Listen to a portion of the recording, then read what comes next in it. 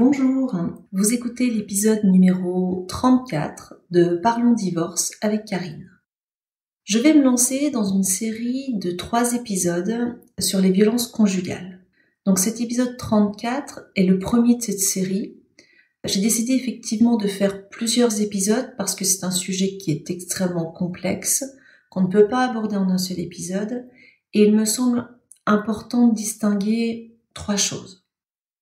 La première, c'est de se poser la question, mais en quoi consistent exactement les violences conjugales ? Parce qu'il y a effectivement des violences physiques, mais il y a aussi autre chose derrière les violences conjugales. Donc ça sera l'objet de cet épisode 34. Dans un autre épisode, nous aborderons cette fois-ci quelles réactions aborder, quelles réactions prendre face à des violences conjugales. Et enfin, je souhaitais aborder dans un autre épisode quelles seraient éventuellement les préventions ? Comment pourrions-nous finalement mettre en place des choses, soit au niveau de l'éducation ou autre, pour pouvoir enrayer ces violences conjugales qui sont un véritable fléau ? Donc tout d'abord aujourd'hui, dans cet épisode 34, ce qui me semble important, c'est de définir, mais qu'est-ce que des violences conjugales ? Qu'est-ce qu'on met sous le coup des violences conjugales ?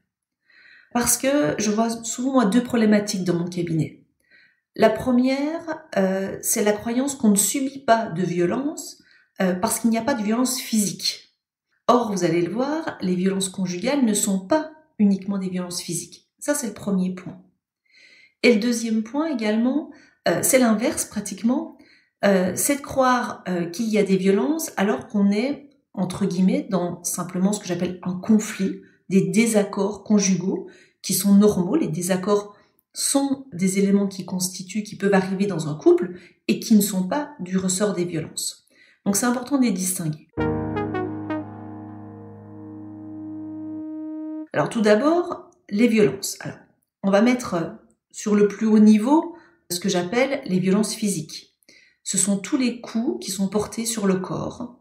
On peut donner des exemples, c'est le fait de donner une gifle, de griffer, de tirer les cheveux, de donner un coup dans le ventre, sur le visage. J'ai déjà vu mais également des cas de brûlure. Tout ce qui porte atteinte au corps constitue des violences physiques.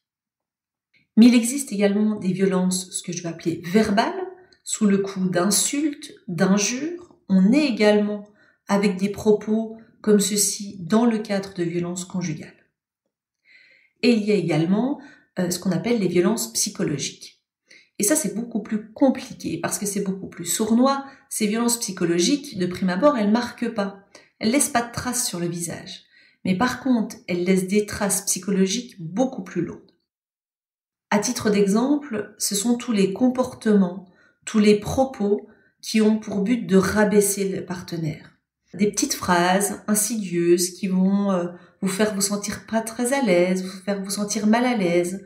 On ne valorise jamais votre travail, au contraire, on a tendance à vous rabaisser continuellement. Ces violences-là sont de plus en plus importantes parce qu'on s'est bien rendu compte, les violences physiques, on en a bien parlé, donc en gros maintenant on sait que c'est interdit. Mais les violences psychologiques, c'est tellement plus particulier, puis comme on les voit pas, c'est beaucoup plus facile à mettre en place. Mais vous allez voir, il est important de lutter contre cette forme de violence aux conséquences extrêmement importantes. On a encore d'autres formes de violence, les violences sexuelles. Imposer un rapport sexuel, même si on est marié, il n'y a aucune obligation à avoir un rapport sexuel si on ne le souhaite pas. Donc c'est une forme de violence que d'imposer un rapport sexuel. Il y a également les violences matérielles, ou ce qu'on appelle aussi économiques.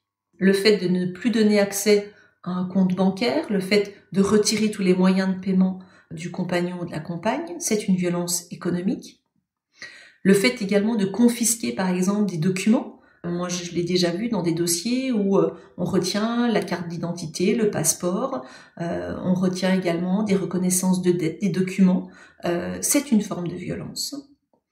Et enfin, ce que j'appelle le cyberharcèlement. On le voit de plus en plus maintenant avec les réseaux sociaux, avec les SMS textos. Il peut y avoir une forme de harcèlement qui est une forme de violence. Pour bien comprendre ces violences conjugales, j'ai découvert un petit outil sur Internet que je trouve vraiment très bien. Je l'ai partagé sur notre page Facebook. Ça s'appelle le violentomètre. Je vous invite vraiment à aller sur Internet, vous tapez violentomètre et tout de suite vous allez le voir dans Images, il va apparaître. Cet outil il est intéressant parce que il permet de comprendre comment se mettent en place les violences conjugales. Parce que contrairement à ce qu'on croit, ça n'apparaît pas comme ça du jour au lendemain. Si finalement ça apparaissait du jour au lendemain comme ça, on s'en rendrait compte, ce serait presque facile finalement de s'en détourner. Sauf que le système est beaucoup plus pervers, les violences elles s'installent de façon insidieuse et puis par petites étapes. C'est pour ça qu'on parle de violentomètre, c'est-à-dire que ça va monter crescendo. Et le problème souvent c'est que si on laisse monter ce système de violence, on se retrouve à un moment donné avec des choses complètement inacceptables, mais comme on a accepté ce qui s'est mis en place avant, on se retrouve piégé à ne plus pouvoir rien dire. D'où l'importance de comprendre comment ça se met en place et de pouvoir dire stop tout de suite. J'ai envie de dire au plus bas de l'échelle du violentomètre. Je vais reprendre ce qui est noté dans ce violentomètre parce que c'est vraiment bien fait. Alors vous allez voir, dans ce système, on a une zone, la zone verte, qui est quelque part la zone où tout va bien, où finalement on peut être en confiance dans notre couple, et on donne quelques petits exemples. Premier exemple, c'est si votre compagne ou compagnon respecte vos décisions, vos désirs et vos goûts. Également, lorsque votre conjoint accepte vos amis, votre famille, lorsqu'ensuite il a confiance en vous. Également, un point important, lorsque votre compagnon est content, quand vous êtes épanoui, il est content de vos réussites. Également, on est dans une situation où tout se passe pour le mieux. Également, votre conjoint doit toujours s'assurer de votre accord lorsque vous faites quelque chose ensemble. Lorsque votre compagnon a ce genre de fonctionnement, on est dans la zone verte, pas de soucis, pas d'inquiétude. Ensuite, dans le violentomètre, on va commencer à rentrer dans la zone orange, où tout doucement, on doit s'inquiéter de ce comportement-là. Je vais vous donner les exemples qui sont donnés sur ce violentomètre. Le premier, c'est lorsque le conjoint fait du chantage et s'il refuse, par exemple, de faire quelque chose sous couvert du chantage. Ah ben, si tu ne veux pas faire ceci, alors je refuse cela. Le chantage, on commence à rentrer dans un fonctionnement qui n'est pas respectueux. Le fait également de rabaisser les opinions ou de rabaisser les projets de son concubin. Une autre chose qui doit faire tilt, c'est lorsque on se moque. On se moque de son conjoint en public, avec des amis. Ça, pareil, on est dans un fonctionnement qui n'est pas sain. Le fait également d'être jaloux et possessif en permanence. Vous vous souvenez, j'ai fait un épisode sur la jalousie et ses conséquences. Voilà, là on est déjà en zone orange. Lorsqu'il te manipule, se manipuler, ça veut dire quoi? C'est essayer d'obtenir de ta part un comportement en te faisant agir d'une façon ou d'une autre. Également lorsqu'on contrôle les sorties, la façon de s'habiller, le maquillage, pareil, on est en zone orange à ce moment-là. Et également lorsque on se met à fouiller dans les textos, les mails, les applications, le téléphone de son compagnon ou de sa compagne. Donc lorsqu'on est dans cette zone, on appelle ça la zone orange, ça y est, ça veut dire qu'il y a déjà du danger là. Ça veut dire que déjà à ce moment-là, il faut dire stop. Parce que le fait de ne pas stopper ces premiers comportements, on peut basculer ensuite dans la zone rouge. Et sans s'en rendre compte. C'est le principe de cette montée crescendo des violences. Si on commence à accepter un palier, le deuxième va arriver et ainsi de suite. D'où l'importance de ne pas accepter de franchir cette zone orange pour éviter de basculer dans la zone rouge. Parce que la zone rouge, c'est quoi? Je vais vous donner des exemples, ce qui figure également dans le violentomètre et que moi je peux voir, ça existe, c'est ce que je vois dans certains dossiers. On bascule en zone rouge lorsque, par exemple, on vous incite à envoyer des photos intimes. On vous oblige, on vous insiste lourdement pour envoyer des photos. Lorsqu'on vous isole de votre famille et de vos proches, lorsqu'il y a une forme de jalousie de certains de vos amis, là pareil, on est en zone rouge. Lorsqu'on oblige à regarder des films pornographiques et que c'est pas votre souhait, à partir de là également, on est dans une forme de violence conjugale. Lorsqu'on humilie ou alors on vous traite de fou ou de folle lorsque vous avez mis une reproche sur quelque chose. Lorsque également le chantage au suicide, c'est extrêmement dangereux ce fonctionnement-là et malheureusement on le voit assez fréquemment, on menace de se suicider en expliquant que c'est à cause de tel ou tel comportement. La menace également de diffuser des photos intimes, c'est une forme de violence. Évidemment, ce que j'ai cité tout à l'heure, pousser, tirer, gifler, secouer, frapper. Également, toucher les parties intimes sans le consentement, ce que j'ai appelé, ce qu'on a expliqué sous les formes des violences sexuelles, à savoir obliger à avoir une relation sexuelle. Et quand on arrive au-dessus du violentomètre, c'est la menace avec des armes. Donc, vous comprenez la gradation, donc on est allé vers ce qui était le plus dangereux à la fin, mais l'idée générale, et c'est ça qu'il faut retenir, c'est que il est important d'agir et d'intervenir tout au départ, sans attendre que les violences montent. Moi, j'ai vu trop de personnes dire « Non, mais il m'a pas encore frappé ». Mais c'est pas parce qu'il vous a pas encore frappé qu'on n'est pas déjà dans des violences conjugales. Et si on n'enraye pas le système dès le départ, il ne peut que monter. Donc, ne jamais dire « Oh, c'est pas trop grave » ou cette petite phrase-là, il l'a pas fait exprès. Osez dire « Non, ça ne me plaît pas. Non, je ne suis pas d'accord.